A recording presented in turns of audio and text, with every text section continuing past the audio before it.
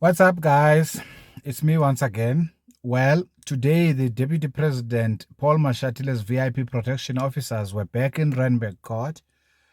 You would remember that I had said in a different video that the spokesperson had lied when he told us that Paul Mashatile wasn't there. Well, today they are trying to gaslight us once again by telling us that to say he was not there did not mean they were not with him. In fact, you have to hear them saying this to appreciate the folly. Listen to this.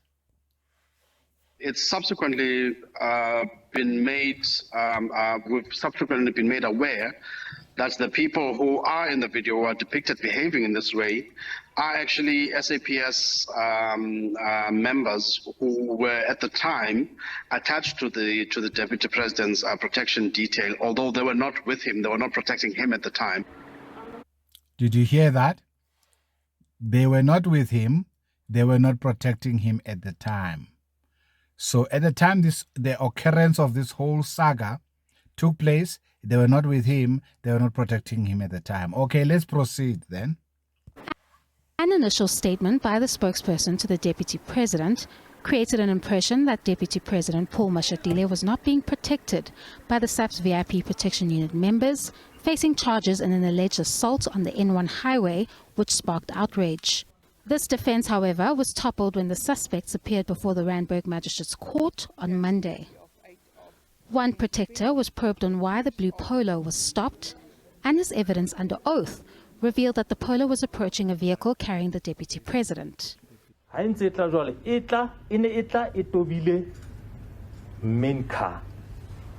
In that way, as it was traveling, it was coming, approaching to the main car. Jwale koloi eo nna ke ne ke e palame. Koloi eo ke e palamang. Ke koloi e tlamehile e tshireletse number 2 ya country. That motor vehicle that I was in, it's the motor vehicle which was supposed to protect number 2 of the country. Speaking to SABC News on Tuesday, spokesperson Vuganing Dare explained that the issued statement at the time was based on media reports and that, quote-unquote, saying someone was not at the scene is not the same as saying that he wasn't there. Dare says that the Deputy President did not stop and continued to his destination. No, they are lying to you. They are now assuming that we are idiots. They are gaslighting us. They are assuming that we are simpletons. They are lying to you. The statement was pretty clear. When the gentleman was asked, where was the Deputy President? He said for security reasons he wouldn't tell, but he was nowhere. All he could tell, if you listen to his initial statement, he was nowhere near the scene. Even in this little that I've revealed in this video, he literally says they were not protecting him at the time. That's not the same as a testimony given in the court.